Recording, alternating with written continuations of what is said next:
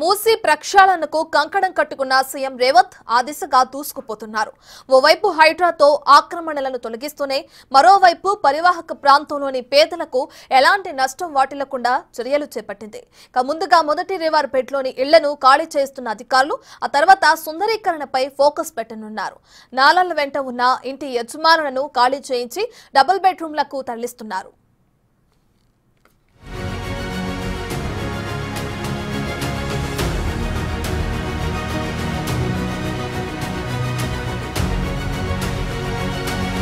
ఆక్రమణలతో నిండిపోయిన మూసీని ప్రక్షాళన చేసేందుకు కాంగ్రెస్ సర్కార్ సిద్ధమైంది. పరివాహక ప్రాంతంలోని పేదలకు ఎలాంటి నష్టం వాటిల్లకుండా చర్యలు చేపట్టింది.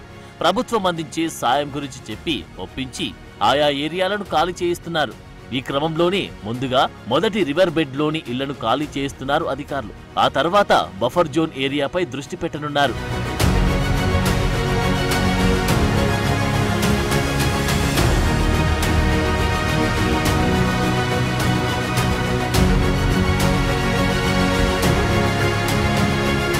ఇవాళ ఉదయం నుంచి 16 బృందాలు సర్వే నిర్వహించాయి. రంగారెడ్డి జిల్లాలో 4 బృందాలు, మేడ్చల్ మల్కజ్గిరిలో 5 బృందాలతో సర్వే చేశారు. మూసీ రివర్ బెడ్ లో కట్టిన ఇండ్లను ఈ టీమ్స్ సర్వే చేశాయి.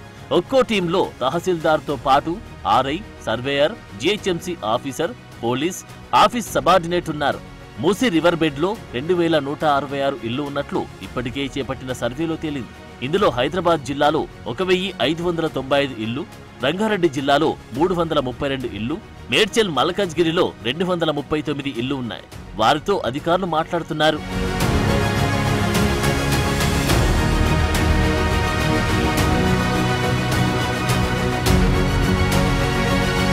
నది వెంబడి ఆక్రమణలు తొలగించిన వెంటనే ప్రభుత్వం సుందరీకరణ పనులు చేపట్టనుంది. పునరావాసం తర్వాతే ఇల్లు కూల్చివేయాలని సర్కార్ నిర్ణయించింది. అర్హులైన కుటుంబాలకు డబుల్ బెడ్రూమ్ ఇల్లు కేటాయించనుంది. మూసీ రివర్ బెడ్ లో 2000కు పైగా ఇల్లు ఉండగా హైదరాబాద్ లో అత్యధిక ఆక్రమణలున్నట్లు గుర్తించారు. డీటెయిల్స్ ఇవ్వమని చెప్తా ఉన్నాము. వాళ్ళ ఆధార్ కానివ్వండి, మిగతా డీటెయిల్స్ ఉన్నాయి కదా, ఎలక్ట్రిసిటీ బిల్, ఐడెంటిఫికేషన్కి ఏంది అనేది డీటెయిల్స్ తీసుకుంటున్నాం. మాకు కూడా అలాగనే వాళ్ళని ఏం ఫోర్స్ చేయట్లేదు, విల్లింగ్ ఉన్న వాళ్ళ డీటెయిల్స్ తీసుకుంటాం. అంటే సహకరిస్తున్నారా పూర్తిగా? 100% వాళ్ళు సహకరిస్తున్నారు, నో ప్రాబ్లం. వీళ్ళ డీటెయిల్స్ కలెక్ట్ చేసేసుకొని వీళ్ళకు డబల్ బెడ్రూమ్ ఇచ్చిన తర్వాతనే నెక్స్ట్ ఈ ఆలోచన షిఫ్టింగ్ అయిన తర్వాత వాళ్ళకు ఫస్ట్ కీ ఇస్తాము, డబల్ బెడ్రూమ్ చూపిస్తాము, ఓకే అనుకుంటేనే నెక్స్ట్ ఆలోచన అనేది ఉంటుంది. పబ్లిక్ నుండి ఎలాంటి సమస్య లేదండి. పబ్లిక్ చాలా మంచి కోఆపరేషన్ చేస్తున్నారు. మాకు ఏదైతే ఐడెంటిఫికేషన్ మార్క్స్ ఏవైతే ఇచ్చారో, Aadhaar card, electricity USN number, మళ్ళీ వాటర్ కనెక్షన్ నెంబరు, అవి ఖచ్చితంగా ఇచ్చి సహకరిస్తున్నారండి.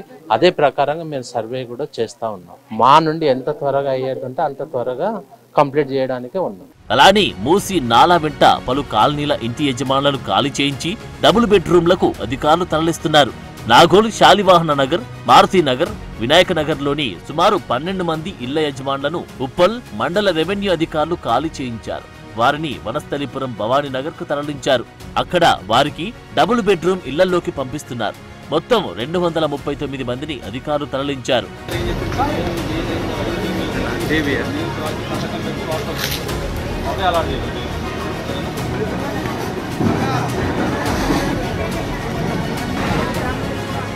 మూసీ పరివాహక ప్రాంతంలోని శంకర్ నగర్ లో ఎంఆర్ఓ ఆధ్వర్యంలో ఇంటి నిర్మాణాలకు ఆర్బీ ఇంటి మార్క్ అధికారులు చేస్తూ నివాసముంటున్న వారి వివరాలతో పాటు ఆధార్ కార్డ్, ఇంటికి సంబంధించిన పేపర్ జిరాక్స్ తీసుకుంటున్నారు.